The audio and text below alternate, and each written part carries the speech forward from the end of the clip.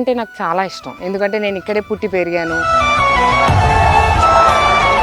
ప్రతి ప్రాంతానికి విద్య, ఉద్యోగం, ఆరోగ్యం, అలాగే మౌలిక సదుపాయాలు వాళ్ళకి కల్పించడం అనేది నా ప్రధాన ఎజెండా. మాతృభూమి రుణము తీర్చుకునేటందుకై వచ్చెను తుని నగరం దీవించిన దివ్యమ్మ.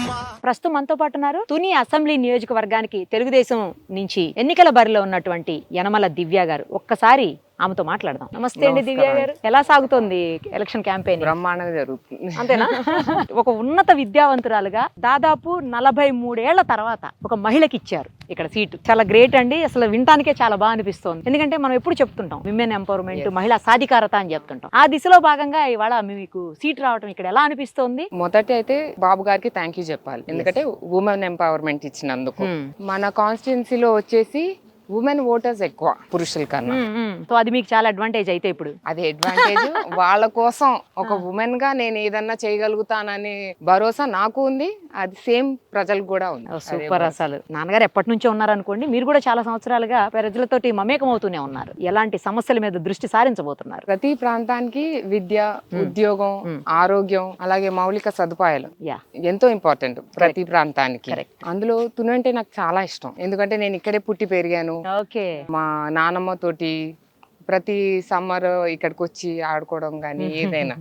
సో ఇక్కడ ప్రాంతానికి వాళ్ళకి మౌలిక సదుపాయాలు, బేసిక్ నీడ్స్ అనేవి వాళ్ళకి కల్పించడం అనేది నా ప్రధాన ఎజెండా. మీరే చెప్పారు ఈ కాన్స్టిట్యుయెన్సీ అంతా కూడా మహిళలు చాలా ఎక్కువగా ఓటర్స్ ఉన్నారని చెప్పేసి. మరి మహిళలకు అలాగే రైతులు ఎవరు ముద్ద అన్నం తినాలన్నా లేకపోతే జీవనం గడపాలన్నా ముఖ్యమైన వ్యక్తులు రైతులే. సో అలాంటి ఇద్దరికి మీరు ఎలాంటి భరోసా ఇవ్వబోతున్నారు? మీ నియోజకవర్గం నుంచి మీరు గెలిచిన తర్వాత ఏం చేయబోతున్నారు? మాది ప్రధానంగా వచ్చేసి రైతు కుటుంబం, అంతా ఫార్మర్సే.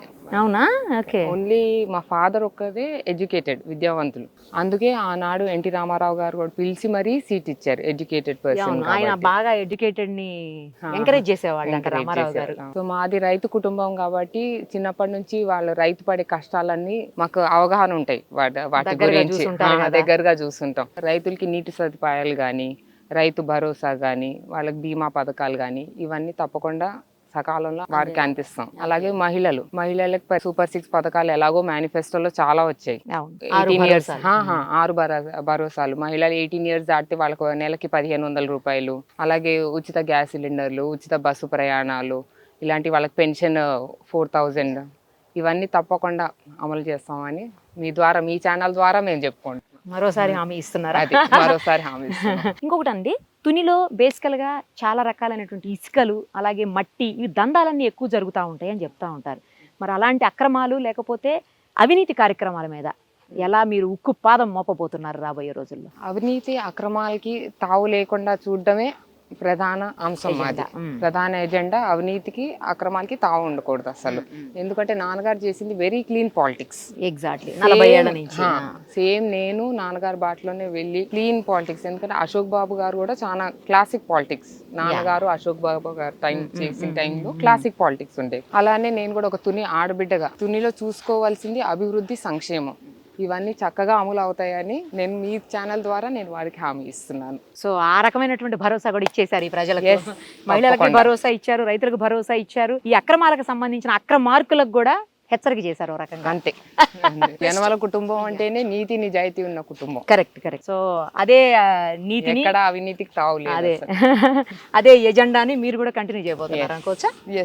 ఇంకొకటి అండి, ఇక్కడ బేసికల్ గా ఫార్మా కంపెనీ తోటి కొంతమంది రైతులు ఇబ్బంది పడ్డారు అని చెప్పేసి చెప్తా ఉంటారు. రైతు కుటుంబం నుంచి వచ్చారు మీరు. సో రైతులు మీకు చాలా కావాల్సిన వాళ్ళు కాబట్టి మరి వాళ్ళకి ఎలాంటి భరోసా ఇవ్వబోతున్నారు? వాళ్ళకి టీడీపీ పార్టీ తరఫున తప్పకుండా రైతుకి వారు ఇచ్చిన ల్యాండ్ కి కంపెన్సేషన్ ఇవ్వడం గానీ, లోకల్ యువతకి వాటిలో రైతు కుటుంబాల్లో యువతకి రైతు కుటుంబాల్లో యువతకి, లోకల్ యువతకి, చుట్టుపక్కల ఆ ఏరియా ఎవరైతే నష్టపోయారో ఆ యువతకి అంతా జాబ్స్ ఇప్పించడం గానీ. అలాగే 3వ పాయింట్ వచ్చేసి ఈ ఫ్యాక్టరీల వల్ల కాలుష్యం గనక అవుతే వాటిని తప్పకుండా కట్టడి చేస్తాం. ఈ సందేశం మా కోన ప్రాంతానికి తప్పకుండా మా నుంచి భరోసా వాళ్ళకి కల్పించే సందేశం. ఎవరికి ప్రాబ్లం లేకుండా అన్ని వర్గాల వారికి సమన్యాయం పాటించబోతుంది. అంతే. రైట్ అండి, ఆల్ ది వెరీ బెస్ట్. తప్పకుండా మీరు గెలిచి అసెంబ్లీలో అడుగు పెట్టాలని మనస్ఫూర్తిగా కోరుకుంటూ all the very best. Thank you so much.